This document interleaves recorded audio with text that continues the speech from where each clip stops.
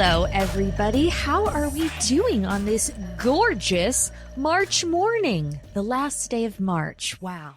Spring has sprung. I was having just a beautiful, beautiful day, okay? Not to ruin the magic, but I'm recording this on a Friday.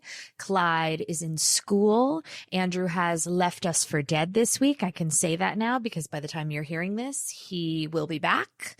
And, he always leaves at the worst time. And truly, it's annoying as fuck, but also what is he supposed to do? Not get on the plane, not go make music, not work. That doesn't really work for me either. So it's annoying, but after a few days of being passive aggressive and irritated and cunty, then I start to get my sparkle back and I start to hit my stride and find my flow and my rhythm with Clyde, and she's having a good time. I mean, does it bother me that last night, while I was literally shellacking salmon off the floor because Clyde decided to throw it all on the ground and then river dance in it? Does it bother me that he was at a Michelin omakase dinner with a bunch of our friends? Yeah, it does bother me. Just a touch. He's like, oh my God, the big eyed tuna with caviar. I was like, do you want to die? Do you want to die when you get home? Or do you want me to find someone on Craigslist in Nashville to kill you in your sleep? You can pick. It's just now or later, or do you have more production to do? Because I'm going to benefit from those royalties later. So maybe we'll let you live and then I'll hire someone locally on Craigslist to kill you. So yeah. But we found our rhythm. I found my stride as a single mother this week, and to reward myself for my heroic bravery, I decided to do what I love most, and that is a Friday morning and-tweaking session. Now, Jackie, what is and-tweaking?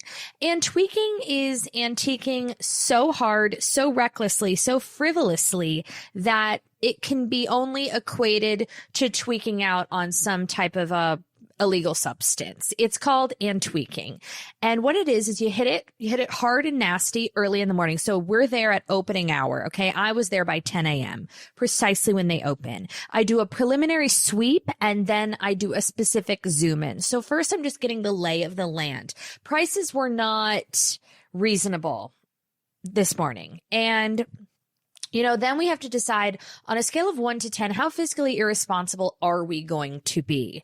And I've been telling myself that we're going to dial it back. We're not doing frivolous shopping anymore because A, I don't need anything for this house. B, we have a pretty costly backyard renovation starting in T-minus 2 weeks. And it just feels really lost. But sometimes when a Santa Ana wind hits my perfect bendy blow dry, okay, and I'm in the mood to and-tweak, the limit does not exist. What did I get? I have a lamp on hold that looks like, according to the internet discourse, illuminated anal beads. I bought a Murano chandelier for my closet, which is something on the to-do list. I would like to redo my closet at some point because the cabinetry is just not right, and I've got to finesse it. I got to rework the program. I bought a vintage, solid copper, beautifully patinaed lion door knocker. And then, what else did I get? Oh, just a cute little piece of art. Because you know what it is? Write this down. I feel like we don't utilize this enough in the home.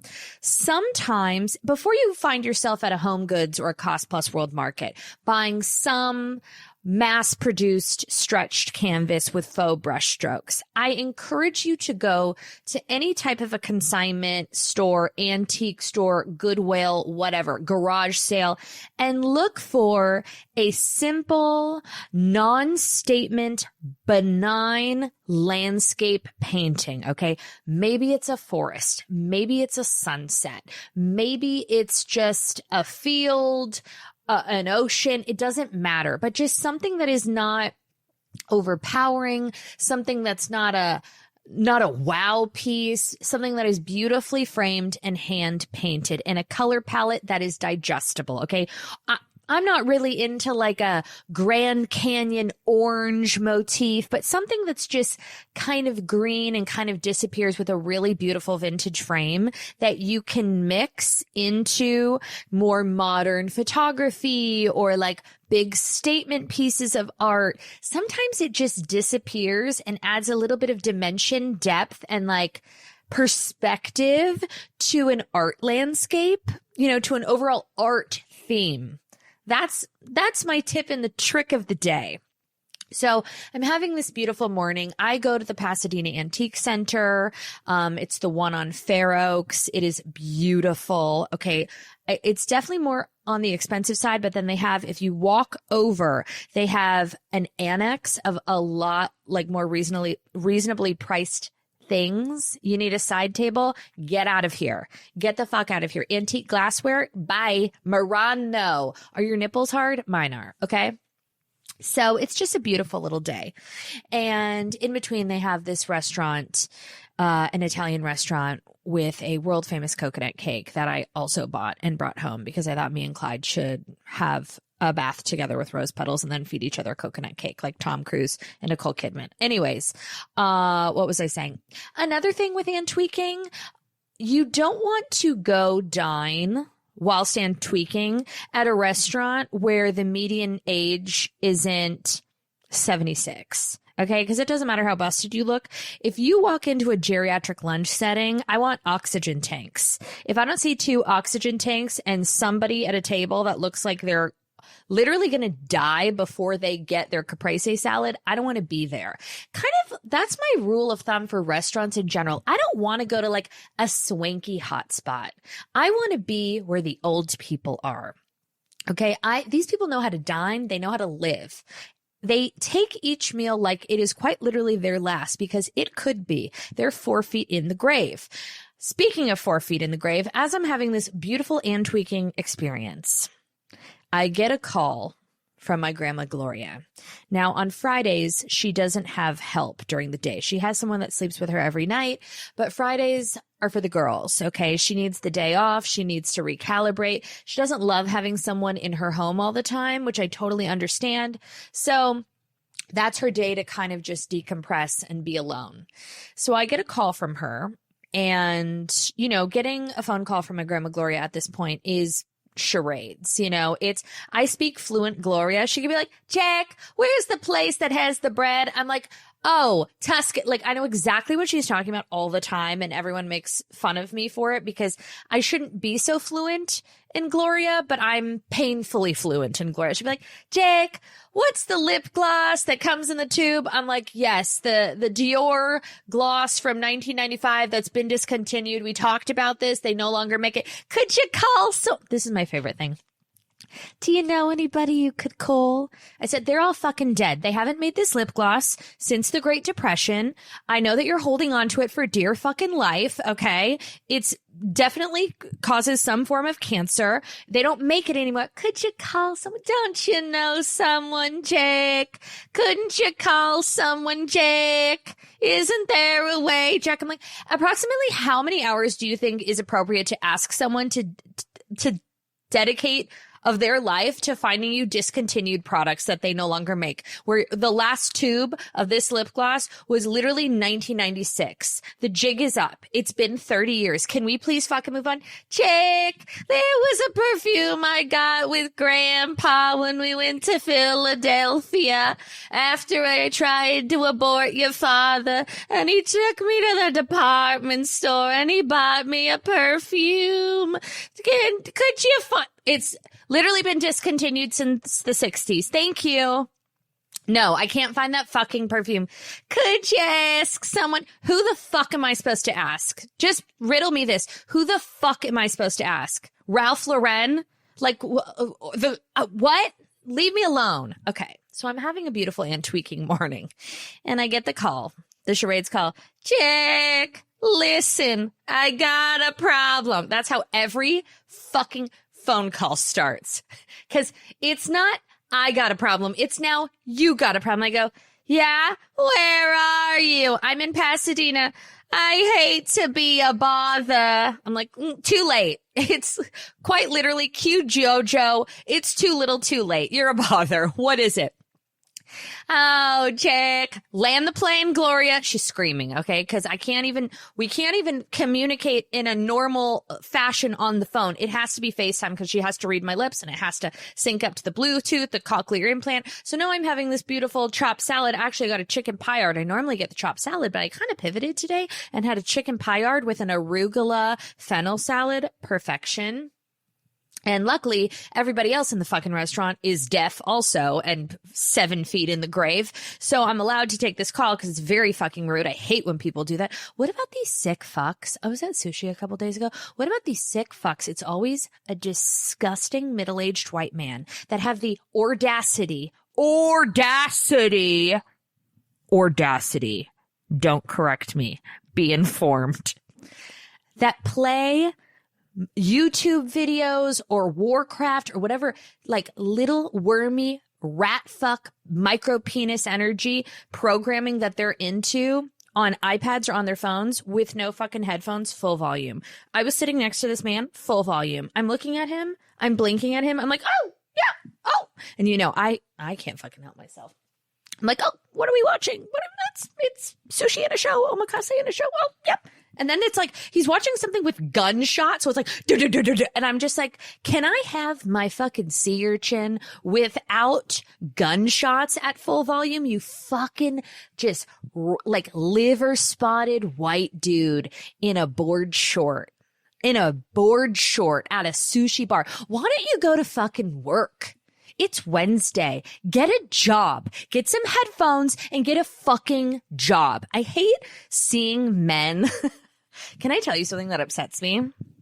When I see men, okay, that should be working in an office, like doing recreational things during the day for the ladies, I get upset about it.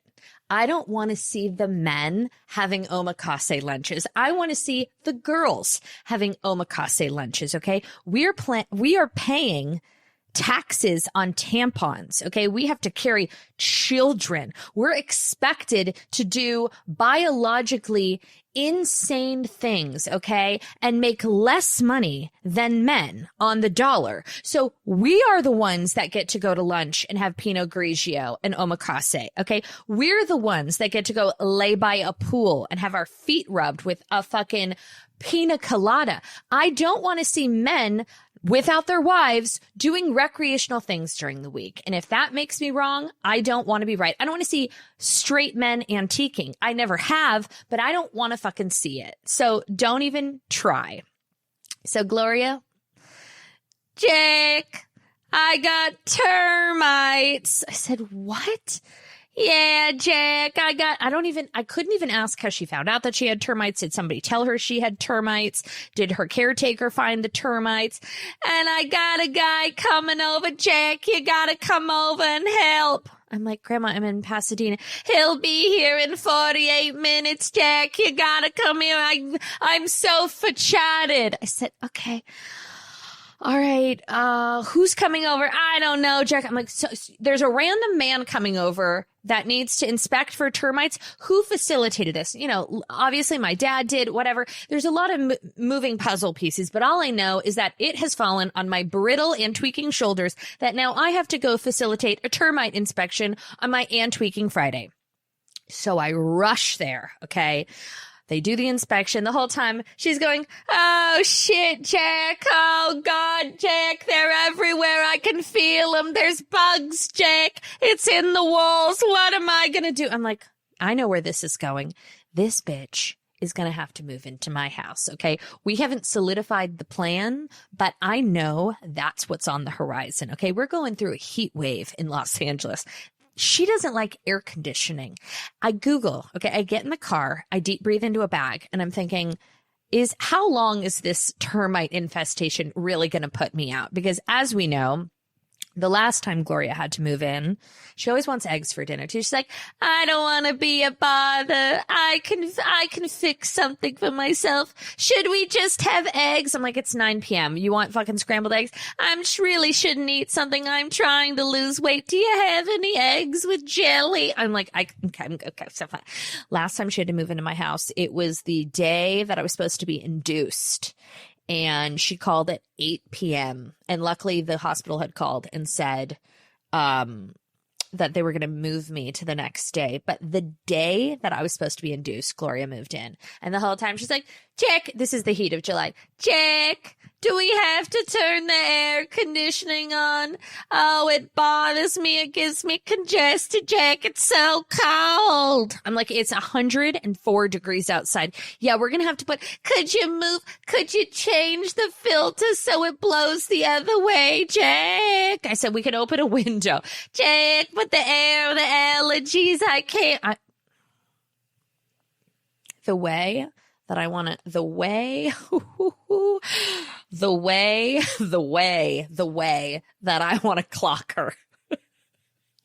When she starts, Jake, I don't want to be a bother. I dream of pulling an Elin Woods. What's her name who is Tiger Woods' wife that went batshit with the golf club?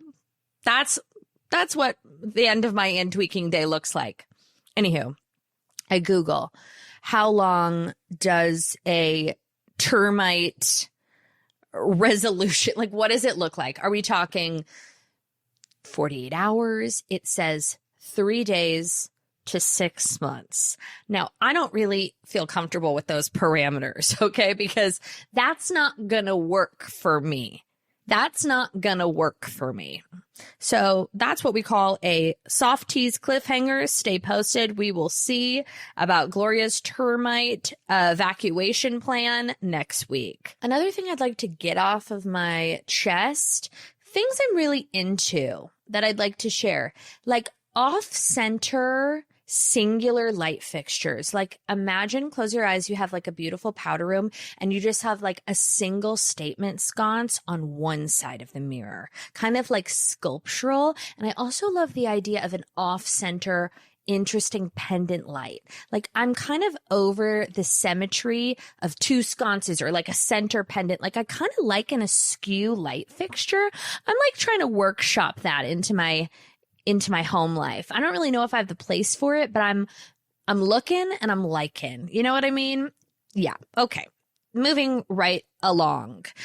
Philanthropic agenda of the week. Write this down. There is a bill that is trying to get movement where they are instating alcohol to be served at old people's homes. I guess now, I don't know if all of them have banned alcohol or some of them have banned alcohol, but that feels like an extreme deprivation to the geriatric community.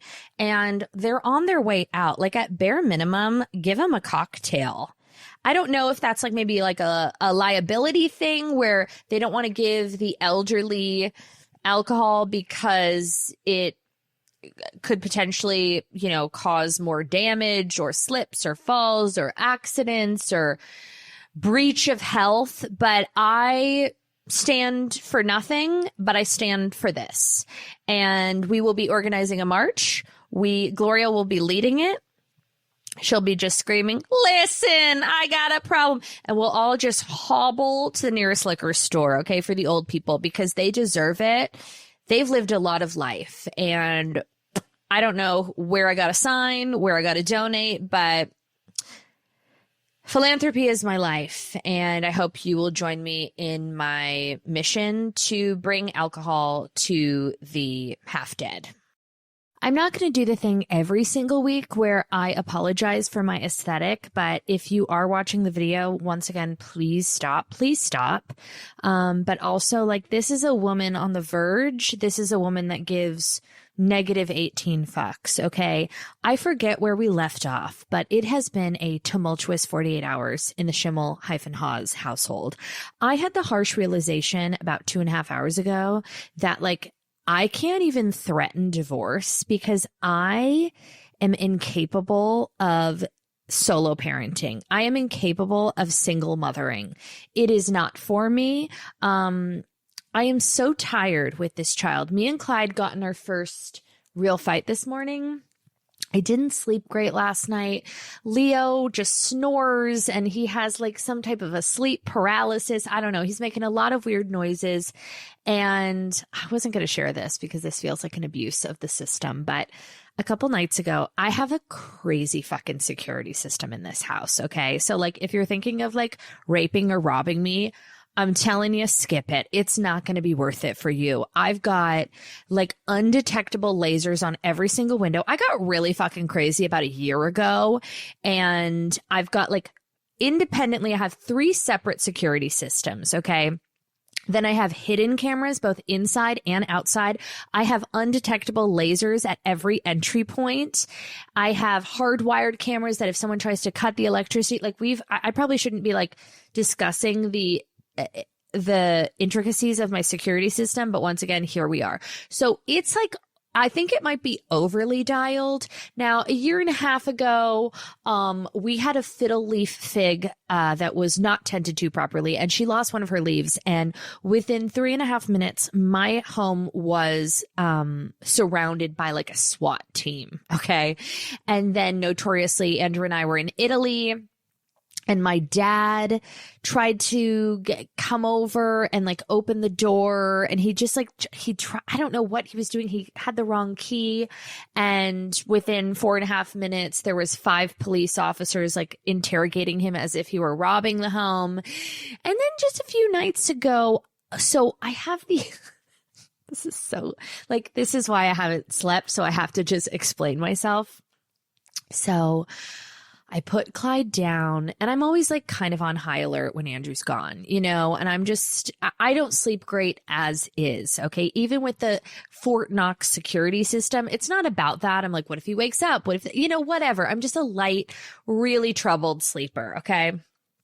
So allegedly in the middle of the night at about 2:30 a.m., I finally, you know, I succumbed to the double Unisom. I'm taking a Unisom every single night of my life for the past, I don't know, 5 years.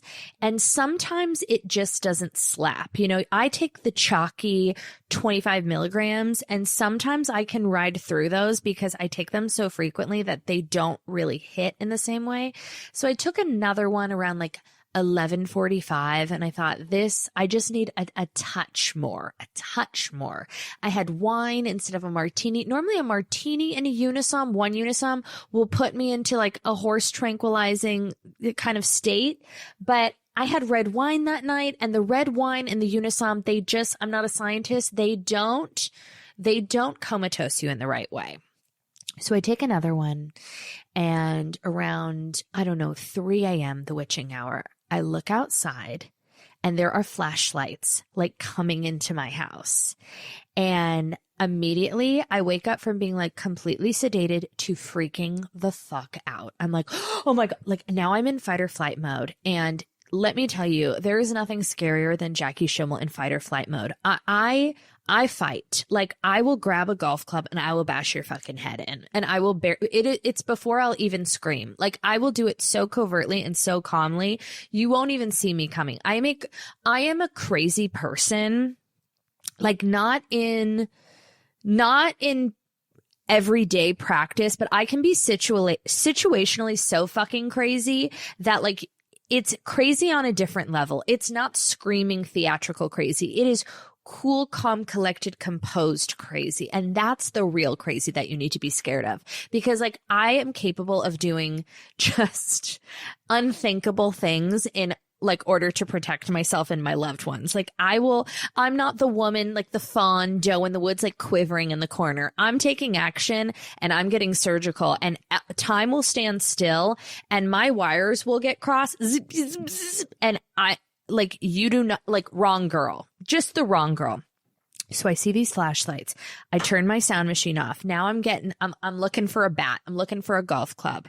I can see, I put my glasses on. Okay. I'm like, who the fuck is that? Get the fuck out of here. I'm like, no, not tonight. Wrong. Now I'm like heckling what I think is like a break-in situation. Okay. I'm like, get out of here. These, like, you do not want to fuck with me. Go to a different house. Not happening. I put my glasses on. I realize there's police officers surrounding my house. They're like, ma'am, are you okay? And I'm like, how do I know you're a real cop?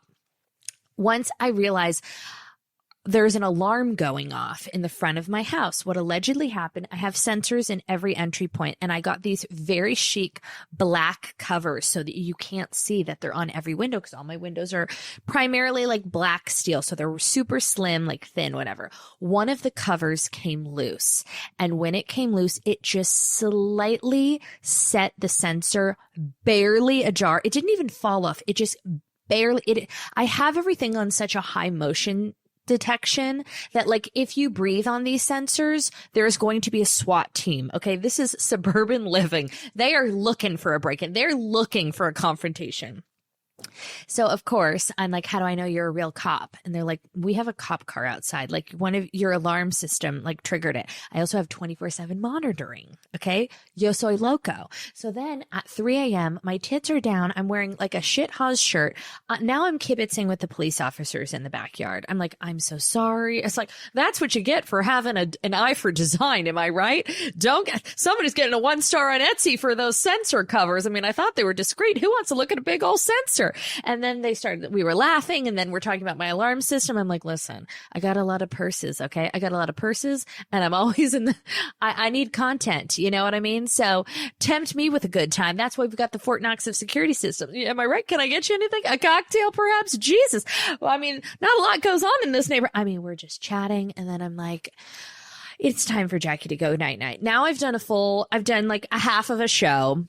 The Dim the Lights tour just resurfaced in the backyard at 3 a.m. a few nights ago. Okay. So now I'm fully fucking wired. Now I'm 2 Unisom deep. Okay. A SWAT team interaction.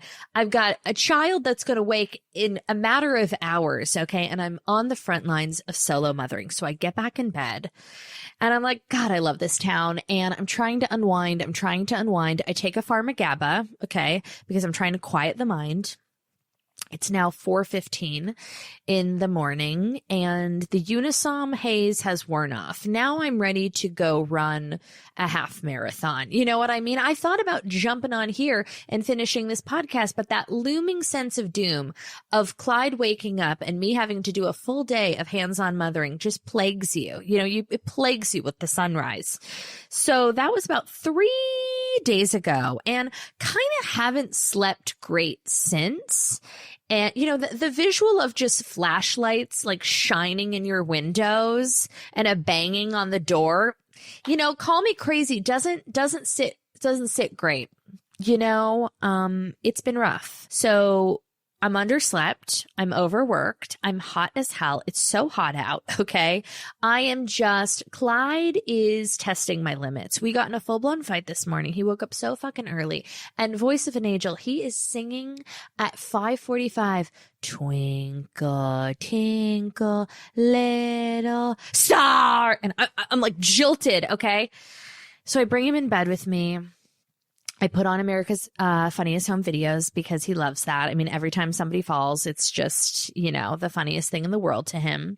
And I put him in the bed, and I kind of start to like doze off and close my eyes, and he whacks me right in the ear. Okay. I grab his arm and I say, Clyde, no. And I think like the force of the no, like, cause I keep it pretty cool, but I'm so broken at this point that like I never really yell at him. I really don't. I know that sounds like a lie, and I would totally own it, but I really don't yell at him. I keep it pretty cool and controlled, but like disciplined for it. I'm like, absolutely not. We do not do that. Go sit there and think about, you know, like I get very visceral, but I'm never like, no, like I don't get emotional with my parenting. Okay. And I was emotional this morning, and I think he was so like thrown off by like the veracity of my voice that he goes, no, mama, you hurt me. And I said, you hurt me. And he goes, you go timeout. I said, Clyde, I'm the boss. You go to the timeout. And he goes, no. And that me and him are like, now we're both children. We're both crying. I'm crying. He's crying. We're both crying in the bed. This is like toxic memories he'll bring up in therapy because like mommy just snapped. You know what I mean? And it started just from the jump. It's like I finally had to just succumb to the day. And we did what I like to call free range parenting, which is basically just non-parenting. I deadbolted all of the doors so that he couldn't escape. And I just let that fucker roam like a pasture raised chicken. Okay. Like a farmer's market chicken for hours. I called my sister. I said, you got to come over here right now and take your fucking nephew. Get him out of the house, okay? I don't know how he's acquired so much sand in all of his school shoes, but in the interim of the free range parenting where I laid in bed just watching Rachel Zoe Project on about 3 hours of sleep, he somehow got all of the shoes from the garage that are filled to the brim with sand, and he brought them all to the foyer. Foyer sounds pretentious. The landing of the home, and he proceeded to create a Baja shelf with all of the sand from his school shoes. Because, you know, he plays out in the yard and like they're running and sand collects, I guess, in the bottom of the shoes. I don't know if he's putting sand in the shoes. I don't know what the fuck's going on, okay? But he brought out these rain boots that are quite literally filled with sand and then just dumped them on my marble floors and started building a sandcastle. And I walked out and I said, Clyde, what the fuck is this? And he's like, hand at the beach. I'm like, is it too late? Is it too late to go to the fire station? I said, Clyde, you need to get the fuck out of the house. Now, Jackie, what is a Baja shelf? I'm going to tell you, Katie. A Baja shelf, I'm very triggered by a Baja shelf because God bless him. My friend and general contractor for the yard renovation of 2026, the dolphin eradication, my friend Mikey said to me, we were like going over plans for the yard. And he goes, all right, so do you want for the pool, we're keeping the shape. We're not moving the pool. It will cost $350,000 to move the pool. We're not moving the pool. I love the pool. I'm like, in a perfect world, would the pool be like, pool shapes are interesting. I would say mine is kind of like an emerald cut diamond. It's like it's angular. It's not a kidney bean. Thank God. I can't fucking deal with a kidney bean. I could deal with like, obviously square is preferred. Do I want like a pond round? I think not. I'm kind of chill with my angular diamond, like jewel cut kind of pool. And it's got stair entries on both sides and we're not really changing. We were like kind of figuring out if we were going to change the depth of the pool. It is a cocktail pool, aka a handicapped pool. So it's very shallow the whole way, which I low-key love because it's really easy to heat. We're hardly like athletic swimmers in this family. You know what I mean? Like, I don't even get in water. I don't submerge into water. I'm a doggy paddler on my best day. I flail all my limbs and try to keep the blow dry fresh. So for me, a cocktail pool is perfection. And we were just like kind of going over whether we were going to make any changes to like the depth and the stairs and everything of the pool. And Mikey looks at me and he goes, what about a Baja shelf? And I said, excuse me, what the fuck is a Baja shelf? And he's like, it's an extended step where you can put lounge chairs submerged in the water. So if you want to tan or you kind of want to like I said, respectfully, do I look like a Baja shelf kind of bitch? I would say I'm almost, unless I'm like at an all-inclusive resort having chi-chis in Mexico, I don't want to have a Baja shelf. I don't think a Baja shelf is not for me. I find a Baja shelf to be colossally unchic. Like, I don't want to promote people in poly blend bikini. I don't need, what was Ramona Singer coming over with her fucking noodle and her lucite heels? We're not doing a Baja shelf. That's insane. Why don't we get like a hardwired margarita machine in the outdoor kitchen? That's like, no. We're not doing that. I might as well leave the fucking dolphins in if we're doing a Baja shelf. So triggered by the thought of me even like consider like the fact that he thought I would even think about a Baja shelf. We'll have to offline about it because I'm like, Baja shelf? And I've mentioned it like 17 times. I've asked 14 people, do you know what a Baja shelf is? So yes, I have a Baja shelf essentially in the front of my house right now. It's a bit of a sandy entrance.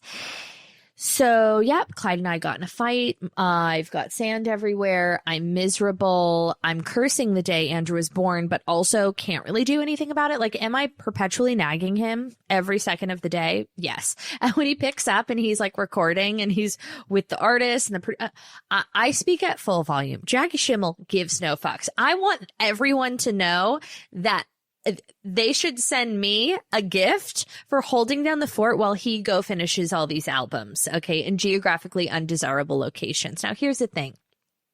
Like I always say, we're always invited, but we're not going. That's not what's happening here. So, yep, Andrew has left me for dead. He comes home. Well, he'll be home by the time that you listen to this. And I have already strategically started prompting like fights. And the problem is like, he's so accountable. Every time I complain, he's like, I know, like, I so appreciate you. Like, thank you so much for like taking care of things so that I can go do this. I see you. I hear you. I do this to benefit our family. I mean, what's the alternative? By the way, he'll never hear this, so I can say it to you privately. It's a good thing that he's working so much. I mean, imagine, he's a successful music industry professional, okay? The alternative is quite embarrassing. So at least he's off doing the things, legit things, big things, okay? But at the same time, it bothers me. I'm frustrated. Okay. This is therapy. Thank you so much for listening. Oh, I also got in an altercation today with Clyde. So it's been a real humdinger of a day. My sister took Clyde this morning. I went to Sugarfish and got a juice and like deep breathed in my car and just cursed the day that Andrew was born and like just like strategized how I can remedy my toxic parenting styles from the morning. Okay. Like, how do I make this better? Okay. How do we evolve? How do we look inward? What did I do wrong? What did I do right? Is this going to traumatize him? I think not. So I get Clyde. I try to put him down for a nap. He's too wired. He's also done a full set. And at lunch with my dad and my grandma, my sister, and my brother-in-law. So I put him down for a nap. He's not napping. I'm like, okay, whatever. Throw him in the car. We do a drive-through car wash, which he loves. And then I took him to go get ice cream. And by him, I mean me, because now I'm trying to like kiss his ass because I was like kind of a cunt this morning to him. Toxic. And we're sitting outside in one of the only shaded tables, okay, of this gelato place. And we're just having like a cute mother-son, like we're Lady and the Tramp, we're sharing our ice cream. And these two young girls sit down in the table like right next to us. And these tables are so tight and they're the only shaded tables, okay? And they're doing a gelato review for TikTok, which makes me want to die in a fire. And the audacity of them to do that in front of my son is like so embarrassed for the youth. Like if I impart one piece of advice to anybody listening at home, don't be so fucking comfortable making the world your stage. Okay. Don't be so comfortable doing your TikToks in public. There has to be a level of shame. Like I really value a lack of embarrassment. Nothing embarrasses me, but that would embarrass me because it's just, I don't know why I find it to be so insufferable. It's just kind of like void of self-awareness and people it feels stupid maybe to me if I'm dumbing it down, if I'm simplifying. It feels like an encroaching of privacy. What's the agenda? What's the mission statement? I don't understand. I don't like it. So they're doing a gelato review and she looks back at me. I am sitting with a 2-year-old having ice cream, okay, and a hot Sunday afternoon. And these dumb little cunts, and I can say that, these dumb little cunts look back at me and say, "Hi, sorry, we're filming a TikTok. Could you move just for like 1 minute so we could film?" And I looked at her and I swear to God, I thought they were joking. I looked at these two girls and I said, "Excuse me?" And they said, "We just have to film something really quick. Would you mind just sitting there for like, it'll be like 30 seconds. Like it'll be super quick." And I looked her dead in her eye And I waited 5 seconds, and I hope this sits with her and stings for the rest of her life. And she'll think about asking a young teen mom and a 2-year-old to move to the 104-degree valley heat so that you can film a subpar gelato review. Hot tip, Brenda. The gelato is a chain. Everybody and their gay brother has already tried this fucking gelato. So you're not moving the fucking meter, okay? And you're not going to make it in the biz. I'll tell you that right now, okay? I'm looking, I'm assessing. You don't have the star power. How dare you? I looked at her just like this, and I waited 5 whole seconds. I said, no. And then I turned and I resumed eating my fucking ice cream because I didn't even need, I didn't even feel the need to delight her with an explanation as to why that is so inappropriate. I want to. I mean, have I been workshopping it for about 15 hours? Yes, I have. I've been going it over and over in my brain being like, do you understand? Like, I could give her a full fucking TED Talk, a seminar, if I could go back in time and be like, first of all, the hair color isn't working. Okay. I can spot a box blonde job from 5 miles away. No, we're not doing chunky lowlights anymore. So strike 1. Strike 2. It is 153 degrees. I'm sitting here with a small child in a sliver of shade, and you're so fucking void of reality that and a moral compass and values and being tethered to the real world that you have the fucking nerve to ask a full-blown stranger with a small child to move so you can film a TikTok gelato review. By the way, you might want to miss a fucking gelato. You don't need to be wearing halter tops, if I'm being cunty for a second. We don't need to see you in a halter top, and you can miss the fucking gelato, okay? Do not ask me to fucking move. Like, I could go off. My throat's closing up. Are we going to talk about the new Gen Z platypus face? Because duck lips are out. Peace signs, duck lips. Like, a duck lip is like this, right? Wait, what's a duck lip like? What? There's also there's so many different faces that people are doing, like the kissy face or like the cheekbone in, like the Mew, the Olsen twins Mew, wait, duck lips are like, I don't really know, but everyone now is doing the Gen Z pout, which is like kind of like an upper lip, like a lower lip tuck with like a platypus, like a widening of the lip, and then ooh, I'm upset. It's like this. Wait, no, hold on. I can't do it because I have facial paralysis. I have so much Botox in my face, but I think it's like this. Wait, no, hold on. It's like this. Or no, it's like this. I can't do it. With a gun to my head, I can't fucking do it. Like, I could bash a robber's skull in with like basically a lipstick, but I can't figure out how to do the Gen Z pout. But it is making airwaves. Everybody is doing it. And when I tell you I've got one look, I've got one fucking look. It's the left side of my face. Call me Sheena Shea. It's like a tight smile and a head tilt. And I'll never forget it because Max always tells me that I shouldn't smile, or I should smile like less and like look bored and like have my mouth open like this. And like, and I try, but then I also look like I might have a neurological disorder. So it doesn't really work. I don't know who decides what's cool. Like, what are the trends? Like, what are all the girls like? I feel like Emma Chamberlain's like, she spearheads things and she feels like a deeply cool person. And then it like trickles down to the masses and it just gets less and less cool. Like, I know for certain, like, I'm not a cool girl in practice or in theory. Like, I've never been a cool girl. I'm never going to be a cool girl. I'm not indie or like bohemian in spirit. I'm not like effortless in the way that's just like, I'm just not cool like that.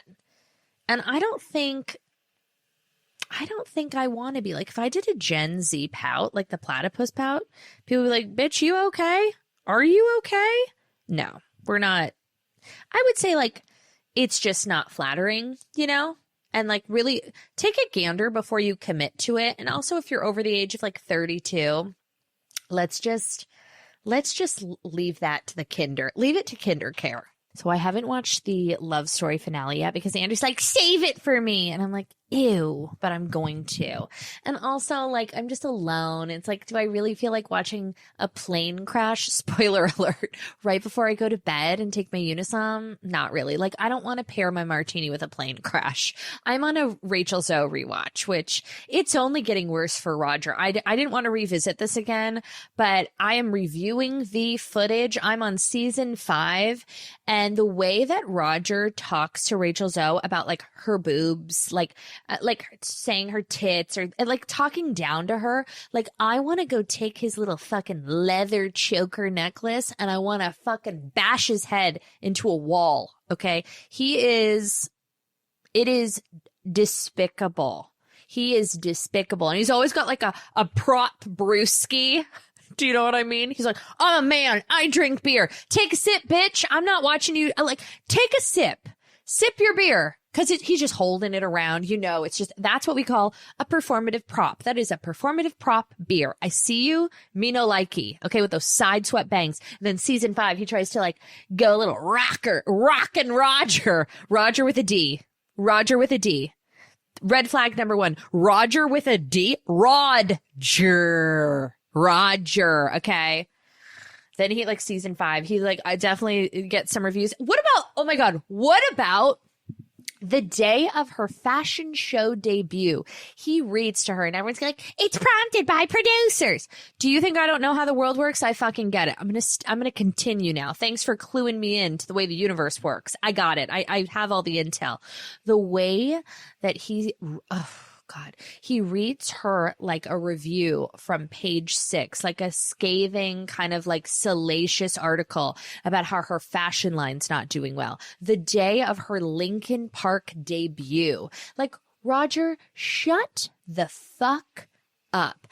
The way that she protects him publicly by not being like, yo, bitch, read the fucking sign on the door. It's Rachel Zoe Inc. If you're such a business savant, okay? You're such a business savant. You're welcome for the fucking role. You're welcome for the gig. Roger. And then he tries to have like a more like, he looks like he's straight out of the L Word. Okay. He looks like the main lesbo from the L Word. What was her name? Shawnee? I don't know. Okay. Whatever that bitch's haircut was, Roger tried to emulate it to kind of butch up his look. Season 5. Not working. But God, are those children gorgeous. I mean, gorgeous. Speaking of, okay, wait, no, we're going to land that plane and then we're going to move on to the next airport. The plane of it all, it feels a little tasteless, but I'm sorry. I say it all the time. Haven't watched Love Story, but the way that the media is regurgitating like all Carolyn Bessette, JFK Jr. photos and stories, and they're on the cover of every magazine. Disgusting. I saw an article on Daily Mail today about like how Carolyn Bessette like spat in a photographer's face. No, she didn't. No, she fucking didn't. I would, but she didn't. There's no way. Like, and talking about how like the remains of their body, like in the planes, and like giving all these disgusting, gory details. Like, thank God they don't have children. You know what I mean? Who have to read this shit. And then talking about like, where was their precious dog? The dog wasn't on the plane. Leave them alone. Let them rest in peace. You're so gross. By the way, it's so funny because it's just reinstating the whole kind of premise of the show and like the toxicity of the media. It's real meta when you think about it. But the show, you know, it's fine. I only want to watch Ryan Murphy Productions with Sarah Paulson and Leslie Grossman. And that's all I have to say about that. If it doesn't have Sarah Paulson and Leslie Grossman, I'm not interested. So clip it. Real Housewives of Beverly Hills. I feel like the season finale is this week, which is crazy because nothing has happened. I say this so lovingly, and I don't even want to say it out loud because I am so loyal to the franchise through and through, and like nothing can make me stop watching, for the record. Like, I will always watch, but this season has been kind of insufferable. And they should all send, I mean, I can't stand her and those eyebrows and those outfits and those console tables, but Amanda Francis does deserve, you know, like at bare minimum, an edible arrangement with all the chocolate dipped bananas, like big black dicks coming out of that kale, visage, because she's carrying the show. If they did not have her as like a plot line, it would just be the same Kyle and Dorit fighting. They shouldn't be friends. They're not compatible.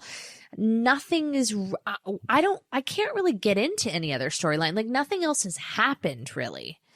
And it's fun to see them having fun. It's fun to see the housewives fight, but it's also fun to see them having fun. And nothing's really happening at a level 10. And I don't know what they can do. I don't really know what they can do to fix it. And also, the character Natalie, who is it? Bose's friend? Whose friend is that? I think it's Bose's best friend.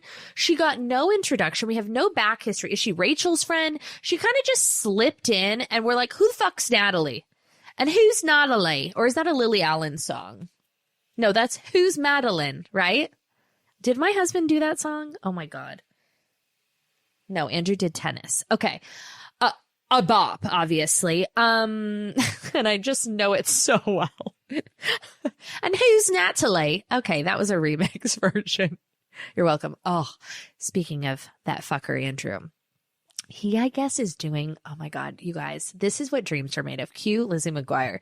Andrew is doing some type of like filmed, I don't know if it's for Vivo or like I don't know if it's for the record label or YouTube, or I don't know where this is going to exist. When it comes to fruition, I will be posting. Okay. And if you think I'm not going to do some type of disastrous reels for his personal, not so personal Instagram account that I run, you're dead ass wrong. He's so nervous about it. I'm so excited. He has to go do some type of like live filmed Q&A with Niall Horan, who he just did his upcoming album Dinner Party, which is unbelievable. I can say that firsthand. It's so good.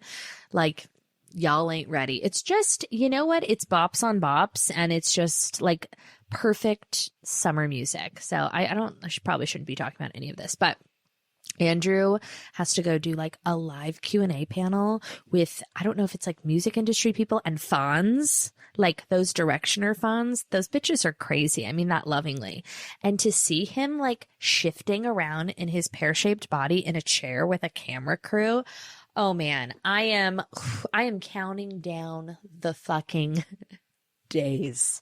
Okay, what if he gets on that stage with that mic and he's a star? That's what I'm scared of, and I think that's going to happen. I feel like he's going to get like hit with a question like, so like, what's the best part about like working with Niall for all these years? Or like, what was the inspiration behind blah, blah, blah? And then he's going to have like this really eloquent, like well-spoken, non-douchey answer, and I'm going to die inside. But secretly, I hope, oh my God, I can't wait. I cannot wait. I'm hoping to participate in the Q&A. Be like, hey, Andrew, do you think it's necessary to leave the fucking country? Hey, Andrew, how are you able to go live your dreams as a songwriter, music producer while having a 2-year-old child at home? Who do you attribute that success to? Huh? What would you like to say? I'm so angry. Clap. I'm so angry. I'm an angry little girl. Okay. I'm on the verge of a menstrual cycle, and I'm going to get some balloons and a banner, and it's going to say, welcome home, Andrew. And then I'm going to I'm going to pummel him when he gets home. Nighty night, taking my Unisham. Anyways, I'll be in a better mood next week. Maybe not. I don't know. No promises.